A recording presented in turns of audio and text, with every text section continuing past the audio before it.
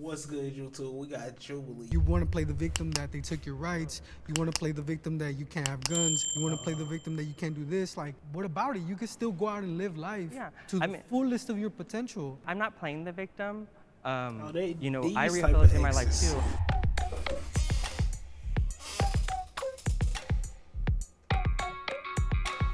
They convicts. What are women at? No women. I deserve the punishment I received.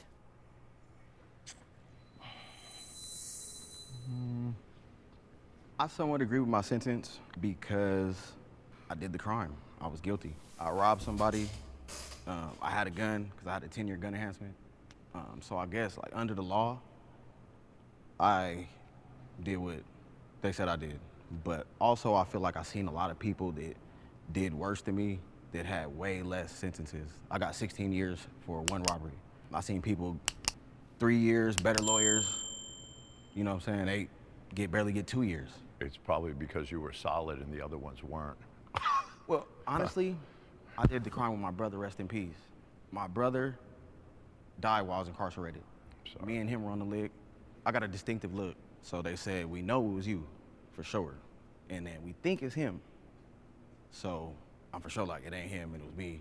It's my little brother, you know? Yeah, So yeah. I ended up taking the 16. But just to answer your question, No, that that's wasn't cool. the reason, but I was thinking it might have been other co-defendants. it's because I had robbery charges in the past that got dismissed. The DA just wanted to hit me. He gave me a long gang enhancement, which I eventually flying on beat. him. But you know, when you fighting it, it's like, oh, you fighting 35 years. And it's like, come on. While in prison, I lost my brother, Brandon Shaw. I have other brothers and sisters, but this is my only brother by my mother. So we grew up in the same house. He was 4 years younger than me, so he followed me everywhere. You know, I had to pick him up from school, taught him how to ride a bike, taught him how to swim. Also probably kind of led him to the streets in that life, made it more okay for him to do it. And he passed away of a fentanyl overdose while I was in prison. I think his roommate found him on a couch. The first time I got incarcerated for stabbing somebody, because he owed me some money, they caught me. I mean, for a long time, yeah. OG is a real one. He is one to not be fucked with. I mean, look at him. I wouldn't fuck with that man. He said he stabbed his ass. Probably with a knife, spoon, fart. Ain't no telling what the fuck he stabbed his ass with. Probably with a goddamn shit you plug into the wall. He probably. I had that chip on my shoulder that the world was out to get me Screwdriver. and this, that, and the other. And it took me a while to actually come to realization that I did the shit to myself. It ain't The Troy. second time I caught a drive-by case, I caught 5 counts of assault with intent to commit murder, discharge of a firearm from a motor vehicle, and felony firearm. So I got locked up. I beat all the charges except for the gun charge. Thank God. I ended up doing 5 years flat for that. I ended up doing 5 years for stabbing the dude. Damn. Like I said, for a long time, I wouldn't accept responsibility because I was a kid. I had a chip on my shoulder. The world owed me, and that's all I was gonna face. But I grew up, and yeah, I realized that don't nobody owe me shit. I think for me, You know what? It's good to see my boy Troy moving strategic in life. You gotta move very strategic in life. You can't just always be out here just scraping and scrambling for shit. You can't be doing that. You can't be diddying that shit. You can't. Don't be out here scraping and scrambling for shit. I always be strategic at all times. Structure is the word. But I'm glad they getting their life together. first I committed my crime. What you I do? was guilty. Second, that time saved me and made me become the man I am. So it took me losing my life for me to find it. Yeah. I was sentenced to 25 years of life plus 10 years and told that my earliest time to get out was 2056. But I made a decision to slow down and started accepting responsibility for me. For me, standing on principle is find out what's important. I came home and married a woman that got 6 boys, and I became a step parent. And those boys, I get to give them what I wish somebody would have given me. And it took me going in there and going through all the trials and losing everything I loved through that time. Chat, he is right. Responsibility is key.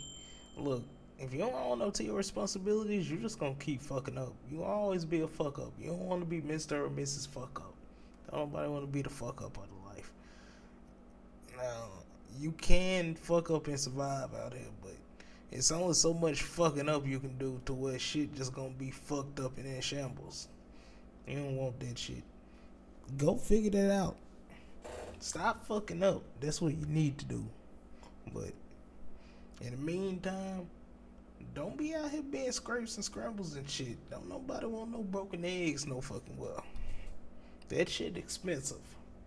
To find out who I was. I just don't think you should have got that much time. I think you would have learned this because you seem like an intelligent guy. I think you would have changed in 20 years. They didn't have to give you that much. I'll be honest, they if they would let me out any time sooner, Yeah. I was still the same person. Oh, well, then it worked. So for me, it was literally, I'm actually thankful because I can look in front of me and see a football field of all the people that died before me. Structure. That don't have the opportunities I got now. Yeah. So for me, it was, I needed all that time. During that time, I wanted to come home every day. I left from prison and went to the liquor store, got me something to drink, went to my neighborhood and got a gun and was back to the life. Yeah. So I posed a threat to myself and those around me, and it took 18 years in, I created a youth program. And I started bringing kids in. I saw me and all these kids. Yeah.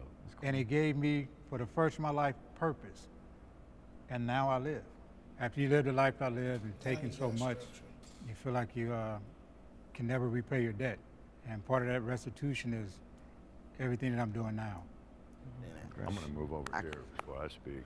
I was on disagree, and I moved to strongly disagree because my case was a dry marijuana case with zero evidence, no weed, no phone calls, nothing. And I was accused of being a very large-scale smuggler working with the cartels. They put a prosecutor on my case who's the most notorious, out-of-bounds prosecutorial misconduct prosecutor in Arizona. And she came at me. I had the best attorneys in the state. I roll in there, and she looks at me, and she says, either you're going to testify and set up the cartels, or you're going to do life. And in the meantime, she's sending goons to my, threaten my parents on the phone, like they're gonna shake their house down. They take my son's birth. Chad, we saw how messy fucking 12 can be on these damn videos from that last little body cam video we was watching earlier. Y'all fucked up out here. Scaring the fuck out of me. That's why I stayed the fuck in the house. But clearly, staying in the house, you still in the fucking way somehow. They can come in your shit. But y'all watch out for them dirty motherfuckers out there, cause that's damn. Birth certificate was just the most spiteful prosecution, and I don't say this without the facts. It's been well written about. That's the part that's upsetting too, is that a lot of prosecutors and cops, it doesn't seem to be a societal issue where they're saying, I want to send you to prison because of the impact upon society. It seems like it becomes personal. Oh, it was very personal. It's 100% egotistical. And I did agree I would have, for like 8 to 10 years. I got 27 years for the marijuana. And the whole thing was like, you want me to testify and set up cartel members, and then what? Call my family, my military hero father, my saint of a mother, my brothers who are successful, and tell them, hey, y'all got to go on witness protection. It was never an option for me. And I would have signed 10 years. Again, that's why I strongly disagree. I have forgiven myself. I have forgiven myself? Yeah. Gotta move on. I feel that guilt doesn't really have a purpose unless you're motivated to change. So I mean, just hanging on to that guilt when you have already changed doesn't really serve. In life, bro, we all gonna do some guilty shit. I feel like you going through some shit in life and like doing things where you gonna learn from it. That's what makes you you, cause you learning. And I'm not saying go ahead and just fuck up to where you like, oh my gosh, I did that. Fuck up and learn from your mistakes. But be the best you can be. But you gonna fuck up though. Everything ain't gonna always be peaches and cream and perfect. Cookies and rainbow and all that shit. Some shit gonna come up. But there's no whatever shit come up, it ain't no shit that you gonna probably look at yourself in disgust in. That shit ain't pretty. Fuck no. But you gotta learn from your mistakes. You can't just live and soak in it and always feel guilt for yourself, cause that shit it's gonna eat you up. An emotional purpose except to keep you depressed and angry at yourself. You're a therapist now too, you said, right? Yeah. Do you preach that in like therapy, that like the guilt isn't gonna like help you? Absolutely. Yeah.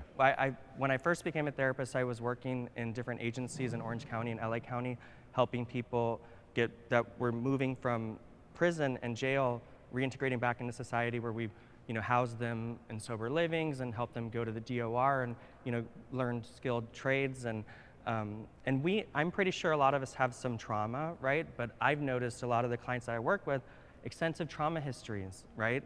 And things that they've done as kids and stuff. And so it's like that guilt carried with them forever, right? And so part of my work with them was processing the trauma, helping them process the guilt, and like, who is this serving?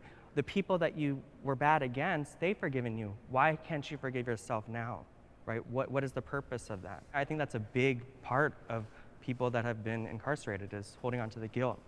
I feel like I haven't forgiven myself because my kids I feel like they haven't forgiven me. My two daughters, I had one is 18 and one is 19. I feel like I don't really have a relationship with them like I should. It's just fresh. I only been out a year. And just cause I made a lot of stupid mistakes, you know what I'm saying? Like, and I know now that I've grown up a little bit, I feel like I had a lot more potential than I'll probably end up.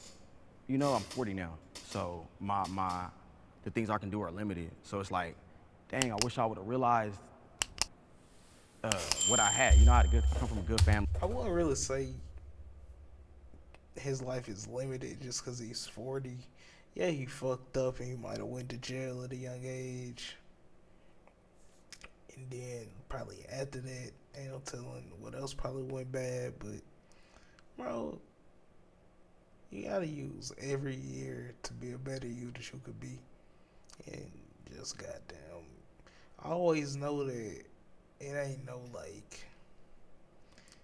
no pinpoint on when you could do something for yourself in life. As long as you're doing that shit, you could be 60 and figure that shit out by 60. You could be 20 and not figure that shit out by 30.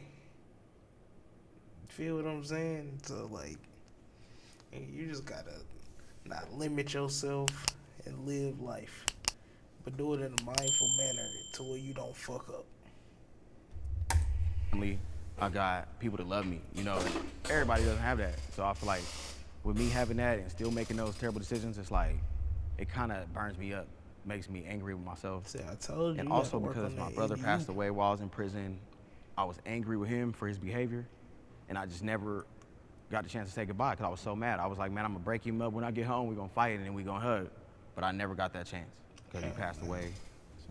My grandfather passed away, and I feel like the people who take care of us, it's like our duty to take care of them when they get old, and it's like, I didn't get to do that, and that bothers me. And that resonates with me so much because my only son was murdered right before I came home, and I lost a lot of loved ones, but I was fortunate enough to see my parents. My mother had got Alzheimer's, and I was so happy. I couldn't believe the day I got to see my parents. And I know your pain. Like, I raised my son on my own, and when his life was took senselessly, you're like, what if I would have just like calmed my ass down and not fought back so hard and got the 30 years for the other stuff and got so maxed out on my sentence? Because what would I have rather done? I'd have rather dug ditches the whole life and stayed home than go out and sell drugs and live. I lived the life of a rock star. I was making millions. And I would have rather been just digging ditches, man. And yeah, I regret it.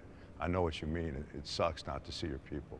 My son was in Vista High School, and his cousin was at Vista High School with him, and one day he rounded the corner and saw kids beating up his cousin. They jumped him. My son intervened, and they just together beat the four guys off. 4 years later, after he graduated and moved out on his own, my son went back to his uncle's house. They raised him for me when I was in prison. He went back to exchange gifts on Christmas Eve, And that deranged little kid, one of them that was in the fight, was outside waiting on a gang initiation to kill my son's cousin. My son wasn't even a target. And when he walked outside, they shot him instead. And I was in the isolation. I was in the hole, which is normal for me. I was pretty busy in there. And I had to deal with that in a 9x12 box, and that's not easy. It was the hardest thing that, it's still, I can't put his pictures up in the house, I don't even talk about it. It's bad, but I raised him myself. I was a great father. But yeah, that hurts. That's a hard one. Thanks, Rob. I wanted to say two things. One was, what was your son's name? Tyler. And what was your brother's name? Brandon. See, today I'm introduced to Tyler and Brandon, so they still go. That's right. I went to board on June 16th. I hadn't seen my mother in 26 years, and I called her and told her I'm paroling. Unreal. Oh, she broke. 2 months later, she was dead of COVID. Were you home? Were you home? Did you get home to see her? No, I was waiting for the governor to sign off. But she lived to see me get free. And one of the things where I say I agree with forgiving yourself. Well, today I live for her. That's Every right. time I do something good, I look up and thank her. So the choices you made, you have to live with them. But you honor those people with the choices you're making. Mm-hmm. And the choices you made don't decide who you are today. You didn't dig a ditch, but today you're saving somebody. Today, your story is going to help somebody. Today, they're recording Tyler's name. I appreciate that. I just feel like how you gonna forgive yourself when you still got people that haven't forgiven you also, Like people's lives that you affected.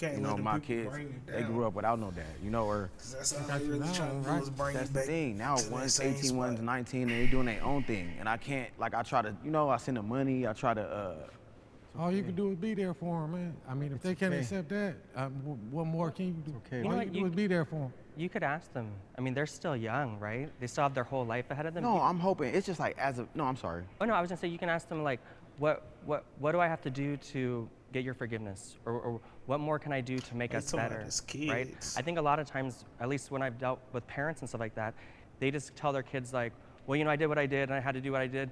You got to forgive me. I'm your parent. But that doesn't like make a kid feel good, right? But I feel like I don't know if you've done this, but if you do something like that, like, hey, what can I do to make this better? Maybe you can get further with them. I don't know. You know what you need to do? You can't wait for them to forgive you. There you go. So if you've accepted responsibility, cross the line. If you've accepted that you done wrong, today forgive yourself, and then start today building a bridge with them. But it starts with you forgiving you and crossing the line and saying, I accept responsibility. This is me now. Can I add something to that, brother? You accepted that. It sounds like you accept that you're dirt, right? That you're nothing. That's the first part of growth, because that's the only way that seed's gonna get planted, and you're planting it right now for both of you that lost, and you. You're living for them now, just like my brother said right here. For sure, it's one of those things where, like I know, I try to walk a path so they can see, but it's just. It takes time, brother. Like I mean, they gonna hold a grudge, bro. You was gone for so long. Yeah. All you can do is the best you can do. You can beat yourself up or you can build yourself up. You're not dismissing the impact that you've had on others. What I'm hearing is that you feel like if I forgive myself, I have to say, oh, how I impacted you doesn't really matter. And you're not saying that. You're still acknowledging that. Like, you can still acknowledge the way that you've negatively impacted them and forgive yourself at the same time. Yeah. And in order to build yourself up, I mean, it's not a light switch. It is a process. It's something you have to work on every day. And it's something that just happens more and more and more and more and more. So if you've only been out a year and you haven't forgiven yourself, fully, don't beat yourself up. It'll come, with time. Just ask yourself, personally, what is it gonna take for me to forgive myself? And am I working on that every day? Because you seem like you got a good heart, man. Yeah, I see seem that. like I think a like good you haven't dude. forgiven yourself. It's For sure, yeah. You'll get there, brother. I don't want to make it long-winded, but me and my brother, we grew up, my mom, kind of a single-parent household, so it was me, her, and my mom. I was in prison, my brother's dead, so it was just like, to see how that affected my mother, she didn't want to go outside. We played football in high school, we were real known, so it was like, she was like, I didn't want to walk outside because if somebody asked, what happened to Trevon? She would have to like, explain that. And you know, just that, like I affected my mom where she didn't want to go to the grocery store type. She would have to answer that question. Brandon's dead, Trevon in jail. And that made her feel like, what did she do wrong? So that, I've forgiven myself because she's so proud of me now, the things that I'm doing. But as far as Brandon, impress him. You know what I'm saying? I miss my brother. Yeah, you're doing the right thing, man. You impress him. Everything behind you is behind you. Yeah. Impress him going forward. Oh, from what you said, bro, I'm pretty much in the same shoes as you. My brother was a year older than me. I was 17, he was 18, he got his throat cut over some bullshit. I was in prison when it happened, so for a long time, yeah, I beat myself up, bro, for a long ass time. Even to this day, I don't really accept the fact that I wasn't out when the shit happened because I could have prevented it probably. So I beat myself up all the time about it. Well, I mean, life still goes on though. Yeah, you gotta grow, get past that shit. I think about it every day. Every day. Not a day goes by, I don't think about my brother. But you gotta grow. If I could give my younger self some advice, I'd say not everybody's bad. There are some good people in this world. You can't keep yourself closed off. Otherwise, you'll never find the people that are good. You gotta open yourself up to somebody. Otherwise, the world stays black. Chad, I'm starting to learn that because I'm an introvert and like, not just because I got my own space now and it's like I'm here by myself. They don't make me want to get out, but like, I guess because I'm in an uncomfortable situation. Like I'm by myself now. Like I got my own spot, so they made me want to like just venture out and like, you know, live life. Cause, but don't be cooped up in the crib. But even though like if I'm in the crib recording or whatever the case may be, don't just be cooped up in the crib all the time. Cause ain't no telling what you might be missing out on yourself. Fuck the going out and partying and all that shit. That's gonna be there. But for you going out for yourself and like figuring out something new about yourself, that's the key. So like, don't be always cooped up in the crib because you might miss something. Even though people be like, you ain't missing shit outside, you might miss something within yourself and lose something within yourself. So you don't ever want to like lose that spark of just like being able to like converse with somebody or just like be around other people. Black and white. You don't see the colors of the rainbow. Going to prison helped me more than it hurt me. Hell no. It's a hard one. I don't think so. Where you at? I agree. I should have been on strongly agree. Because for me, I came from a real dysfunctional family and from juvenile hall, YA, camps, prison. I did it all. My whole life was spent incarcerated. But this last trip changed my life. 12 days after I came home, I met my wife. That's awesome. And in the last 3 years, this woman has taught me more about being a man than anybody else. So if I wouldn't have had this opportunity to go here, learn, change, and become who I am, I wouldn't have been prepared for what was prepared for me. And once you accept that, man, I agree, man, prison helped me. I remember coming home not knowing what I was gonna do. I had no ID, no birth certificate, no social security card, nothing. And I ventured onto the web and I went to a Muslim dating site where I found my wife. We talked for the first time for maybe 4 hours. We haven't stopped talking since. And this woman was my anchor. Everything that I didn't know, she's teaching me. Chat, y'all want to help me find the ball? I ain't been like looking, but like when I be thinking, like I go on the court and I be like, damn, I left my ball over here. I pick it up, I be like, this ain't my Wilson. I can't seem to find my Wilson. Like, damn, this ain't my Spalding. I can't find it. Or either like the balls I got at the crib, I ain't got no like air in that motherfucker. I try to go pump it up and just keep going out there, bitch. I don't know what's up. And because I came from prison and wanted to be the man, it was hard for me to accept it at first. But as I started realizing she actually cared, I started growing and became better for it. My only issue with that is prison didn't help you. you helped yourself. And that to me is, I guess, the main point. If I could go back and I could change things, I wouldn't go back and I wouldn't change things, because I love the person that I am right now. And I realize that the person I am right now is a direct result of everything that I've been through, including the struggle and including the mistakes. And the path that I'm on right now, I know that I'm on that path. I couldn't be happier. You're right. I take that wholeheartedly. Prison put your head. I mean, you'll never be the same when you leave that place, ever. You paranoid. I mean, you don't trust nobody. PTSD. Yeah, that's what it is. PTSD. So that's why I said that I strongly disagree with the shit, because, yeah, it messes with your head. Does it upset you that there's no like programs to deal with the PTSD once you get out? There should be. Oh, I know there should be. There should be. Yeah. And I'm actually Now, working people on don't realize how bad prison does f you up. Oh, there's no question. Yeah. Mentally, yeah, it's a big ass drain on your brain. I've been in the system most of my life, from a juvenile to an adult, and it's always been the same. You put up this wall to keep people out. That way you don't get hurt, and you ain't got to worry about anybody hurting you.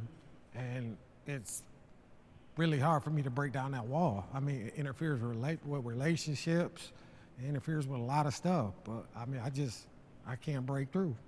I don't think I would have become a therapist if I didn't go in.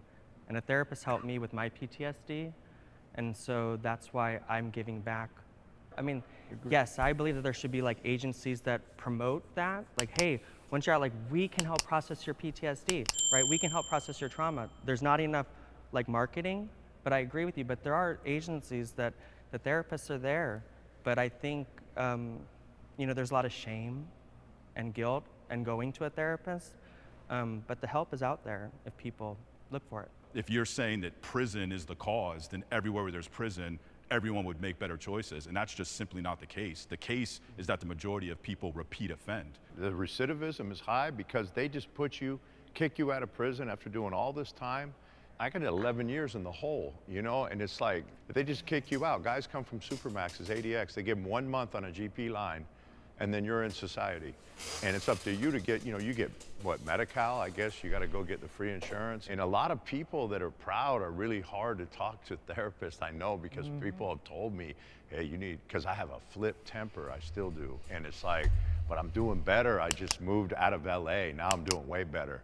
I did the RDAP program, and I totally understand what you're saying. So what I did, when they gave me that, I was like, well, I'm just gonna use it. I'm gonna see what it is. And I didn't have that structure. I grew up in a dysfunctional home, and things were still out of control. Meth was still in my family.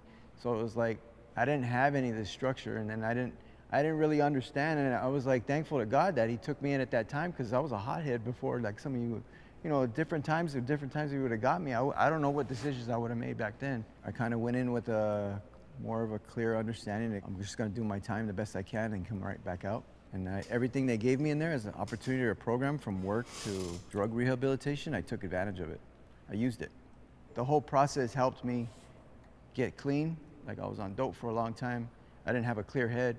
And then I kind of actually seen like how everything was, and I was like, I'm already old. I don't want to do this no more. Like, these dudes are throwing like 10 years at you just for nothing, for a phone call. And I'm just like, I lost my grandpa too in there. I didn't know till I got home, and I was just like, thank God I got home. My mom got sick, but I was there to be with her while she's sick, and she's still here to this day, and I'm thankful that I had that opportunity. But now, it's more of not thanking the prison, but it's like, I'm thankful to God that happened at the time it happened. If I didn't have a family that was well off and looked out, I would have just split to Mexico and started smuggling with the cartels again. And I wouldn't blame you. Because it's so hard up here, you know, like yeah. even, I mean, come on, sub sandwich is 20 bucks now. It was $5 when I left. I have bullied someone in prison. Let's see how to, never mind.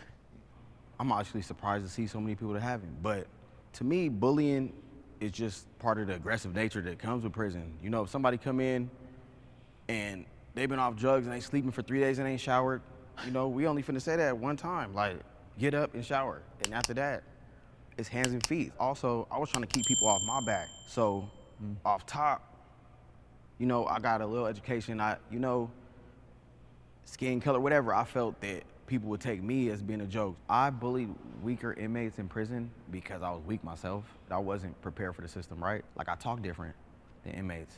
So people would get at me about it because I talk a little bit proper. So I would change the way I talk. And then if somebody else came in that sounded like I used to sound, I would bully them. I was only doing it for acceptance and because I didn't want anybody to do it to me. I should have been the voice of reason and been like, hey, we should let them breathe or just tell them to walk out, you know? But that wasn't what I was doing because I was a coward. You know, in prison, like, bro, if you take a candy bar, I done seen people get beat to damn near death. To me, that's like, it's people that should have been like, hey, bro, don't ever do that. But we didn't. But that survival mode, something different. I be on like survival mode in life a lot. And I think it stemmed from me like growing up in the hood of Baltimore, I'm not gonna lie. And like, but I be on edge sometimes in life, and I just be like catching myself like paying like close attention to detail and certain things that I be like, hell, I'm thinking like this. Then I be having to think back in life and be like, you did grow up in the hood, but you probably like just being on tack on certain shit. But like, every situation can call for that. But that ain't good though. That you would think and be on edge. Like how they just said you got to be on edge when you in prison and shit. That ain't good, bro. Didn't do that. I don't believe it's bullying when you go and tell someone, hey man, you need to respect your celly, you smell, you don't shower. That's true. I think you did a good thing. I don't think you're a bully for doing that. Yeah. But then like, how we handled it though, I did put it like this. It just wasn't like that. You know, we told them, but after you tell two people, now that third person to come in, now you only say it half a time because we didn't already put hands on two people for this. Right. Now it's, and then he doesn't know that. But bullying would be, did you ever take advantage of someone who you viewed as weaker than you? That's what it There you go. That's bullying. I don't think you did. I think people make the mistake because we grew up with violence and rules and structure. I took advantage of everybody I thought was weaker than me. People who lived in the same street that we lived on that didn't have those structures. When you get to prison, you're punished for not having those structures. You're punished for not understanding the rules. The stuff that some people do is not intentional. Yeah. But we hold them to a standard. And we've heard a lot of people because they just didn't know. This is a story with somebody weaker than us. Somebody came in, I know he has a mental problem. I got enough sense to know that. I'm a person with good sense. Everybody in the tank, not so much. You know, you can see this dude is slow, but instead of saying, hey, somebody go tell the police to get him up out of here, you know, this ain't where he belong at. What you think we gonna do? Or what you think I did? You know what I'm saying? I stretched him. So it's like, he's weaker. He didn't even know what was going on. And I feel bad for that. Like I said, I'm trying to keep people off of me. You know what I'm saying? Or just, I don't want people to think I'm weak, so I'm going, man, I didn't see if somebody come in and got a gang of canteen, but he kind of soft. Everybody finessing him out of his shit, and then if he act like he want to get wild, we pack him out, beat him up, and get him up out of there. That's not right. You know, that's bullying. I've had more success doing illegal activities than legal ones. I've had more success? What the? So far, I've only been out a year, so I've only collected maybe $30,000. No lie, I made that in one day. Been doing illegal things, so as far as success, I made a lot more money illegally than legally. In a couple years, that probably won't be true. I feel pretty stupid. I'll be honest with you about that part, because it's like I made a lot of money at one point in time. I came up real quick, and it just goes real quick. It was never even mine. I see people that are like my age, you know, they did it the other way, and now they have equity, they have houses, they have businesses, and I'm just looking at, I can't even look at a house to buy on my own now, where I stand. So it's like, that one kind of like, yeah, the money was quick and fast, but the feds are probably gonna take it anyways. I had my 2 kids after I stopped with the bullshit. I had my 2 sons. That made me the happiest man in the world. I ain't need to do nothing else illegal. That's dope. That's all it took. When I had my first son, it changed everything in my life. Right there. No more trouble, no more problems, no more anything. I had him. Them sons, and that was it. man. I wanted to be straight there. I wanted to be able to be there for him, not be locked up behind some glass or some bars. So I stopped everything. That's my pride and joy. I would do anything for them. See, I thought success meant not happier, like I'm happier now for sure, and less carefree, but like success. Like basically I'm at the bottom of the food chain at my job. So I'm not necessarily a successful worker, but I just feel like I was on a... But success ain't just financial. Yeah. I was just about to say that success ain't just money, bro. You gotta like, man. How I started looking at life, like I look at happiness as success. If you don't found like some peace and happiness in life, even though peace and happiness is just a moment, it can come and go as it pleases. Cause it's just a phase that you gotta go through at the moment. But I feel like success is a lot of things. Money is just one of them. Finance is just one of them. You will be successful at a lot of things. A lot of things. I would look at me as successful in this because even though like I haven't built success from it, I'm successful in it because, bro, like, nigga, I can teach you how to edit. I can teach you how to record something. I can teach you how to set all this up. So like, everybody can't do that. Some people, they can just hit that record button. They don't know how to post this. They don't know how to edit none of that shit. But I did my homework and I became successful at it enough to where I can show somebody else. Now me building the success part from it, that's all in my hands. But you can be successful at anything. Honestly, you really can. It's not That's how you just build a solid financial, foundation, bro. though, man. A whole lot of shit to go into being that. I remember being at work and my stepson texted me and said, man, after work, can you pick me up? Can we go buy this Nike headband?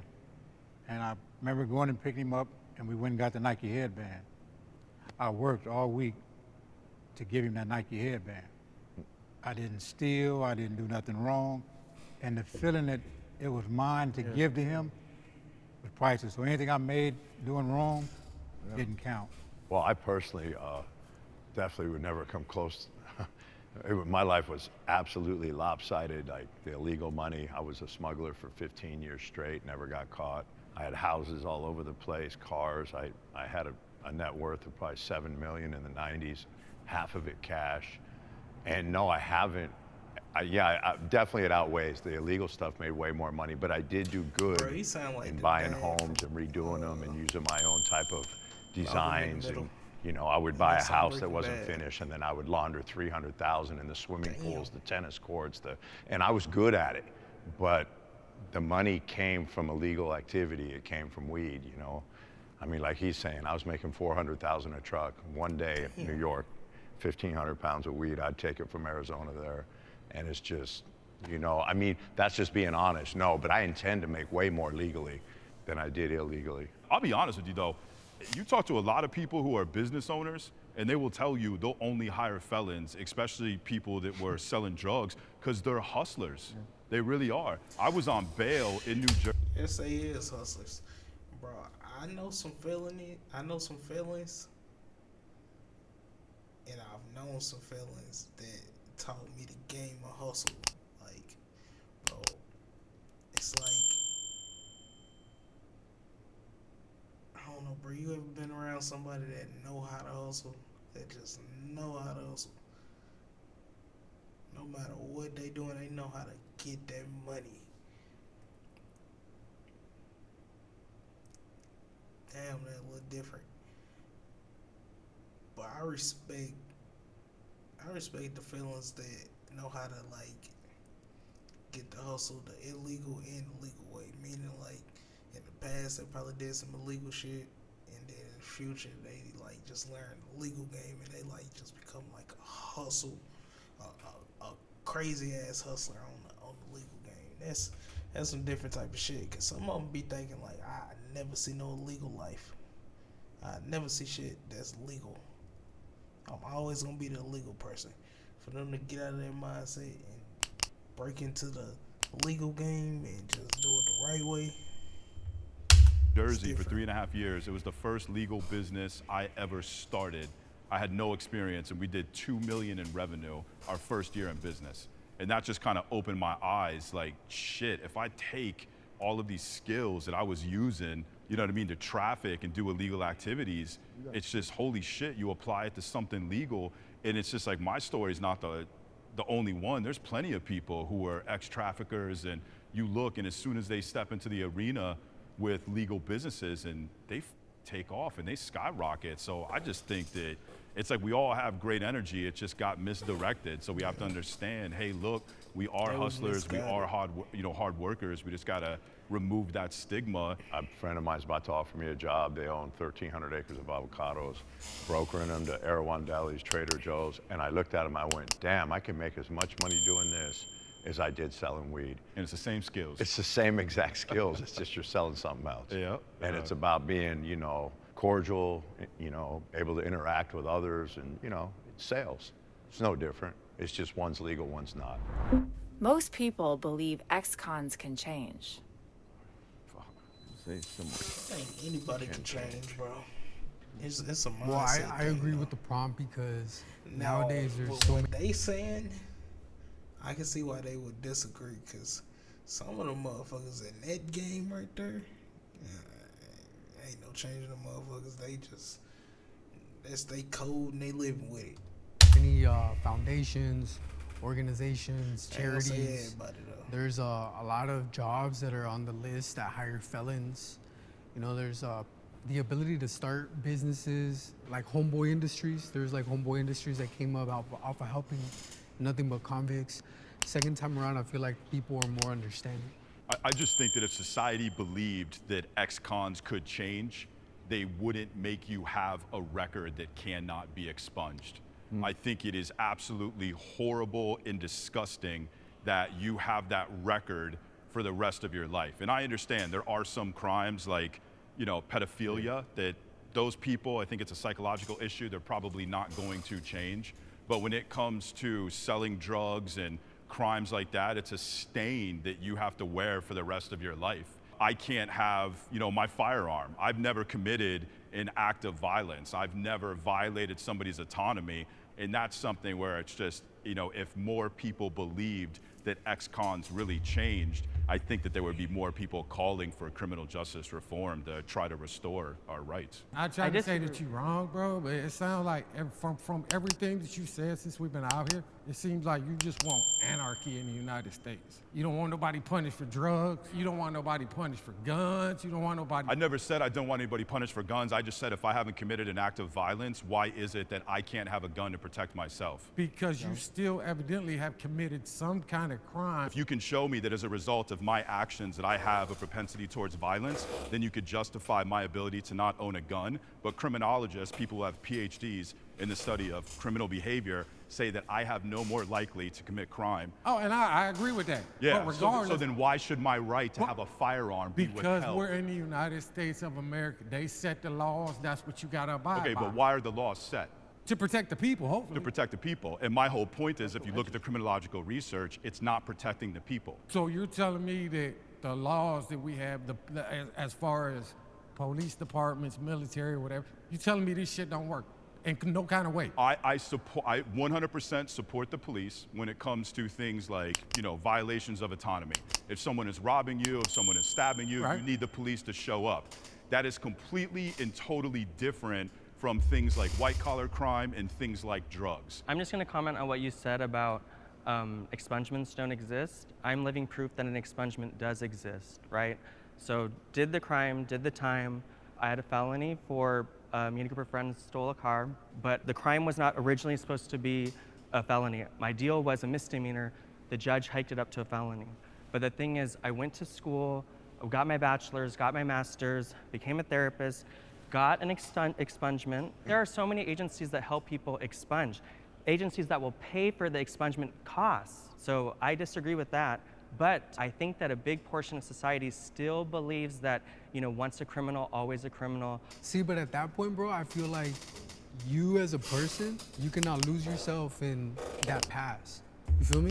I feel like nowadays, like, I'm just speaking for myself, you know what I mean? But I've come a long way from being a criminal. I own a business. I have the cars that I dreamed of having when I was a kid. I'm not on probation. Don't submit to search and seizures. I'm educated. I got a degree. Like, literally, like, I didn't stay in the circle of like, yo, I'm gonna play the victim my whole life and say that the system got me. The system got me because I committed a crime. But did I stay in the system? No, I didn't. I took accountability, bettered myself because I know society is the way it is, and I adapted and became a part of society in a successful way on my own. No, and I like that. You cannot put yourself in the fact that you want to play the victim that they took your rights. You want to play the victim that you can't have guns. You want to play the victim that you can't do this. Like, what about it? You can still go out and live life to the fullest of your potential and not let the past continue to be that bag that you're carrying over your shoulder that's going to weigh you down. And I like that for you, and I agree. Like, I think that, you know, I'm not playing the victim. You know, I rehabilitate my life too. I'm just saying that even though our friends and family around us know how we've changed, right?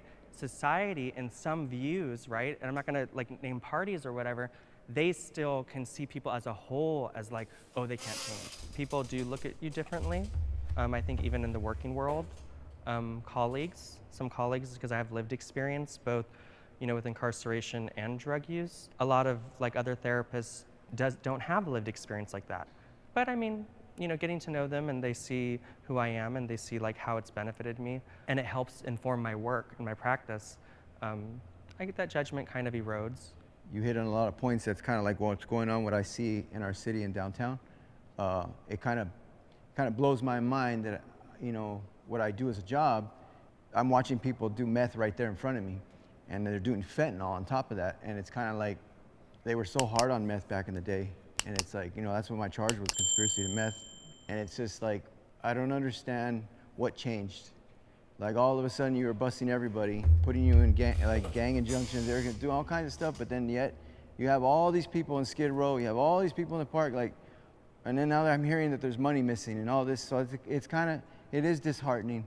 But I agree with the brothers here too, also saying like, you know, it is what it is. I'm gonna move on. That box, I still check, and I already have that list, all my crimes on a little note. That's smart. And I send it. You know, I send it and I roll with it. I say, God, if this is where you want me, this is where you want me. This job is not for me. But I feel so like some of my brothers, they're trying to get some better jobs. Yeah. And you know, and I hate that society in the workforce looks at the felony. Like, dude, I trust most of these felons.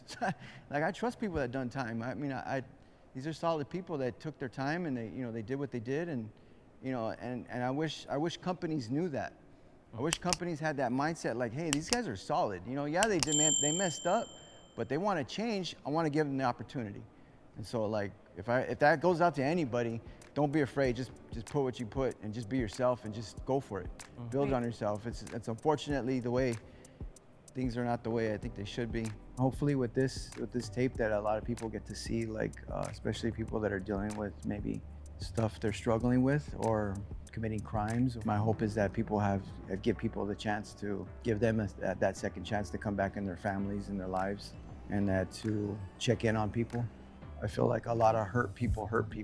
We have no better time than the present to start doing things. It could just be a simple text or a simple hello to somebody. I have strong issues with the system, but ultimately I can't change the system. I can only change myself. And when your focus is on things that are external, you're giving power to the external world. And so I just accepted that everything played a contribution, but ultimately it was my choice and my ability to create or not create positive things in my life. And when you focus on that, that's when you take power back, and that's the only way that you truly can change. What is your greatest hope for yourself?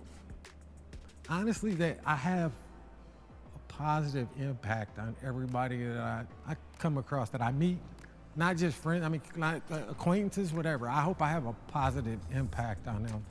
Something, I don't know, that makes them think the world's a better place. It's good. Oh, That was a W video.